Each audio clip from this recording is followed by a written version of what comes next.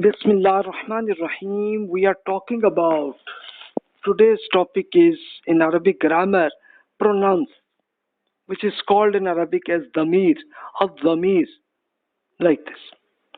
Before this, for personality development, some tips. Develop love for Allah by thinking about His blessing upon us. Also develop the love for His prophets as well. Think about our moral conditions that would have been without the prophets. Think about it. If what Allah has given a lot of benefit for us in our body, in our mind. Think about it.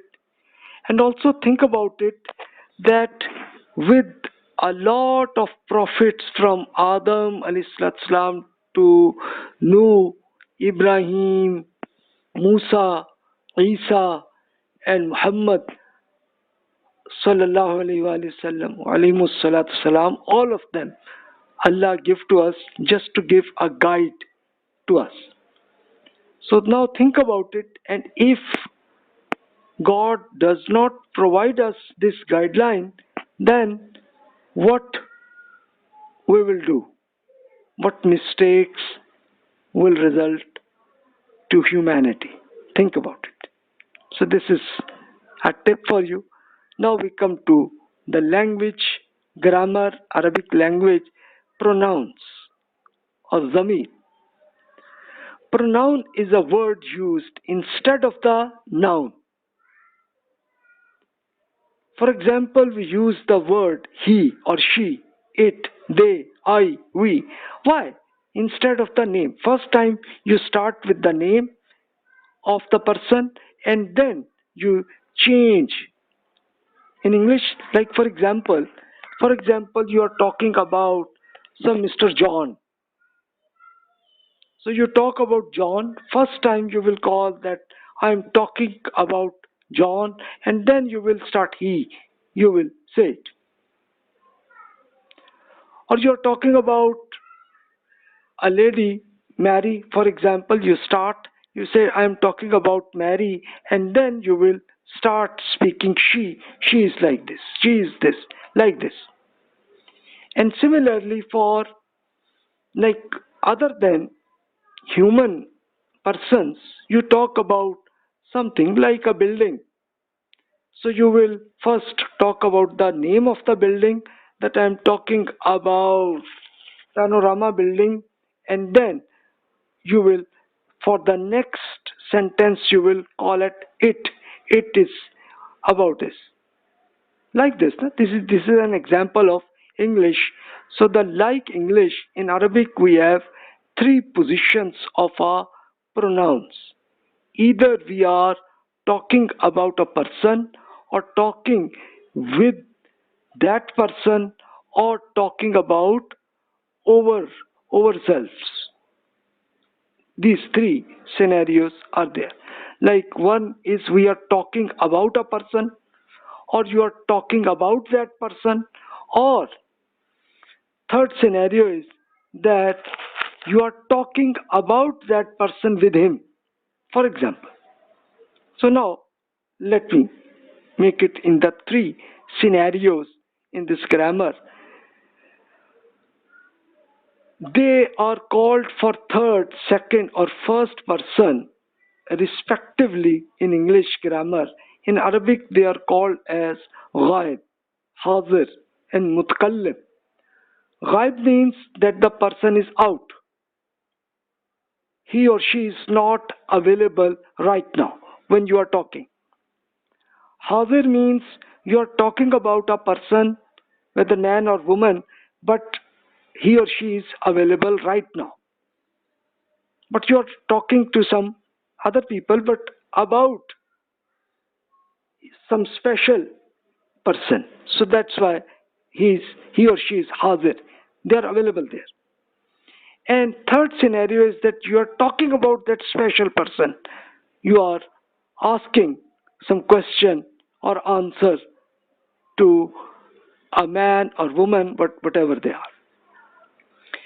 These cases have separate words for masculine or feminine and for different number of people. The total number of pronouns should be 18, like this. Because you know that in Arabic you have three scenario. Wahid means one, tasniya means two, two men or woman or two special items, say like a building or something, two cars you are talking, or jama means three or more than that. You have studied in the last lecture. So these are three, and now you have these three scenario. One scenario is ghaib, it is not available right now. Hazir means it is available right now, you can see it. And mutakallim means you are talking with him or her. So now you can think it, multiply 3 into 3 scenario. What will happen? It should become 3 into 3, 9, like this. And two pronouns for masculine and feminine, so 9 into 2, you have to take, you should use 18 words multiplied to 3 pronouns for the first, second and third person. But thanks to Arabs that they use only 2 pronouns for the first person, mutakallim, like he or she is available right now, you're talking about him, talking to him, making the total number of pronouns are total 14 normally. Not 18, it is practically 14. Now, masculine or feminine does not necessarily means human beings. If a non-living items like a building or car or something is considered masculine or feminine, as you know, because that native people, whether it use words in masculine or feminine, like a book or building, what do you call masculine or feminine in English? And what about car? So now you have to think about it. You have already studied in the grammar previously. Its pronoun will also be the same gender. Whatever gender you think about it, whether the building is like a man or lady, like this, think about it. So same in Arabic, this difference is there. In English, we use pronoun it for non-living matter, but in Arabic, we use masculine or feminine pronouns according to perception of Arabs. Whether Arabs consider whether this book is feminine or masculine, so they use the word according to it. But in English, it's now easy because they use simply the word it about it. So that's easy now. But in Arabic, this is like it become a complication. Pronouns are one of the most important topics in learning in Arabic language, and if you learn them properly, you will learn 20% of the language you will found it. We will conduct a lot of exercises to clarify now the concepts pronouns. Look at the tables which are coming in the next page, we will share with you. But before that, some suggestions. Face the challenge. A challenge for you, I am asking you, what is the difference between he, his and him? Think about it in English. Just a question for you. What is the difference between I, me, my, or me? What's the difference? Think about it. This is just English, I am giving examples. So of course that you have found it, that what's the difference between ghaib, hadir and mutakallim. I think, especially with he, his, him, about it. Okay, a rule of the day is there are three possibilities to describe a noun. The person may be talking about himself, like a first person, you are talking about it. Talking about the addresses, like second person, you are talking about it. You're talking about, like with Mr. Ahmad, you're now discussing with Ahmad, and but you are talking about another person like John, you are talking about. This is second format. Or talking about someone else, which is third, like qultu lazid lazat lazat ma huwa baqari biqari ma huwa biqari qultu li yazid. You are talking about some Zaid person, you are talking about it, that whether he is qari, whether he can in right way speak about it, he can speak or not. This is your question. So now this is an example that whether a person is there or it may be outside, or whether you are talking about the third person but he is still available there in your discussion. So just think about it. Did you know that the basic message of the Quran is to live a God-oriented life based on the moral principles? We are required to submit ourselves to Allah. The person who violates ethical principles does not live a God-oriented life. So I will suggest you to read the Quran, especially just the translation of Quran in English or whatever your language it will have available. Just read it, and what are the code of ethics is available in the Quran, because Quran explains that you will come to God and you will discuss with the God, and he will inform you your in this life what you did, whether according to ethics or not. So this is the rule. So please read in the Quran and you will find it.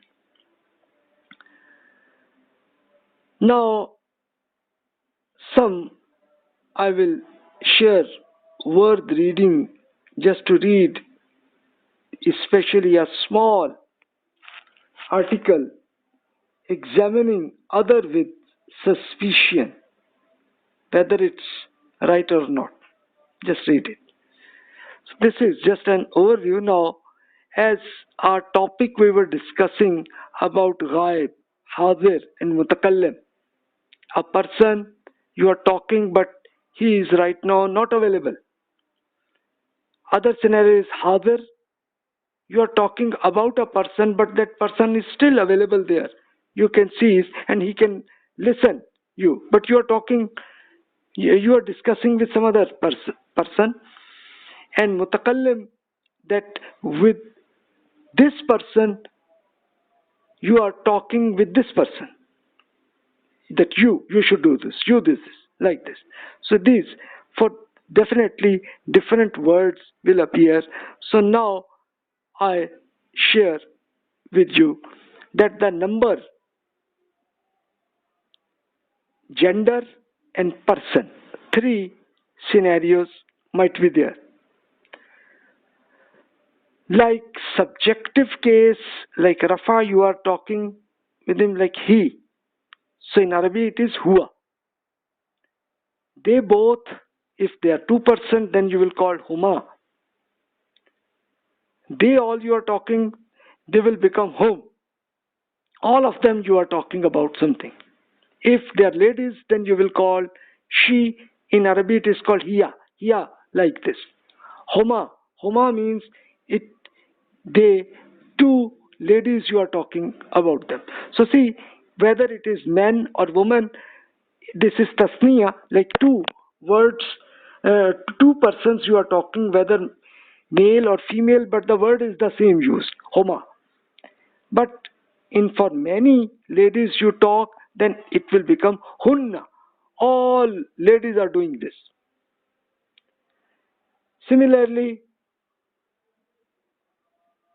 you in Arabic means anta, you. If you are two men, you will call antuma. Both of you should do this. And antum, which are many, three or more than three persons you are talking, you all should do this one. Antum, all of them. But if they are ladies, you will call anti. That especially a lady, please do this. Antuma, if there are two ladies, it is antuma. See, this is tasniya, two ladies, but it is no difference whether it is man or woman, but the word is the same, antuma. Antunna, especially many ladies you are talking, that please ladies do this one. Antunna, you will call. Ana, ana means I am. Whether man or female, the same word will be used in Arabic. We, nahnu. Nahnu means whether we are man or woman, we will call nahnu. So these are the words. So now the challenge for you, this is a test. Please do it. And now some English words are available to you. Try by yourself. You will take a mistakes, no problem.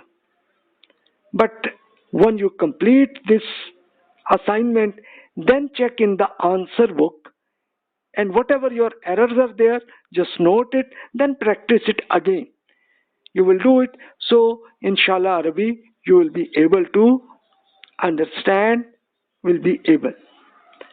One example I have given it here. He is a Muslim man. In Arabic you will call it huwa Muslim. Both of them are Muslims. How you will call it? Hum Muslimun. Many persons you are talking. All of them are Muslim men. Both of them of Muslim men. I have maken by default a mistake, because two persons you are talking, and with two persons huma I should use. So you should call it huma Muslim. Huma, both of them are Muslims. But if they are many Muslims, then you will call hum Muslim. All of them are Muslims. If you talk about ladies, they are women, she is a Muslim woman, how you will call it? Now see that for ladies you should use this hiya. Hiya Muslimun. If two ladies you are talking, huma Muslim, hunna Muslimun, which means there are many ladies you are talking, they are Muslim ladies. So now give this practice right in Arabic. As I requested you in beginning, that especially the Arabic keyboard you should install in your laptop and then try it. And now even mobile you can do it. So try it. And for similar words, like another word is he is a pious man, you will call huwa salih. So similarly, other words, other sentences are available. Try to write in Arabic. No problems for mistakes. There is no issue. Then recheck your answers in my answer book. See, whatever your errors are there is no problem. Just note it and then try to do it again. But not at the same time. After some hours, then try it. So then you will see whether still your errors are still available or not. I hope they will outside. So a lot of examples are still available. This is the same hiya, ha, ha, especially this in rafa, nasb, jar, like subjective, objective, possessive, as the words are used huwa about he, who means him, and who is also used is his, like this. Homa, they both, homa, both, whether it is subjective or objective or possessive, whatever format. The word is used in Arabic is the same. Hiya, she. Ha is used whether it is objective or possessive, the same word is used. So this is just given. You will have to just give the practice. Inshallah, you will memorize it. I use ana. Ana means I am working on it. For example, he or ni is used for me, and my is also used ya ni. So this is just you have to memorize because for every word, every sentence you will find it. So you please memorize this one and now do the practice. Like his book, kitabuhu, his book it means. So now for every example, try by yourself and then check whether mistakes you have taken or not.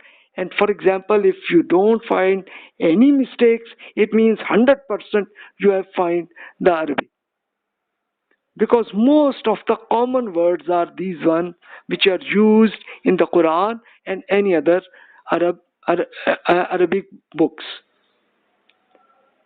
His talk, kalamu.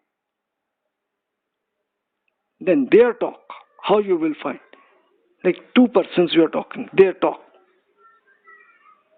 Kalamuha, kalamuhuma. I am right or wrong? Please check it. And especially the mistakes, I am giving some examples. He said to him, Qalahu. Qalahu. Call to him. He said to him, he. So this is Arabic. So now you have to translate these English sentence into Arabic. So please try it. So one or two style or three time you do it. So inshallah you will memorize all of them. Now this is a complete Quranic sentences. But the red words are available here. Its English meaning is not available. So please try to put meaning of it. With this exercise, definitely most of the words of the Quran you will be able to understand it. Try it. Especially the red words, its meanings, you have to find it. So this is another exercise. So with exercise, definitely step by step you are now learning the Quranic Arabic. So do it, this exercise. So really, thank you very much taking your time. Next lecture will be the last lecture of this book.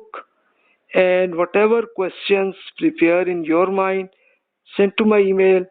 And if you have not downloaded these books, please download from them. Thank you very much. Thanks a lot. Assalamu alaikum wa rahmatullahi wa barakatuh.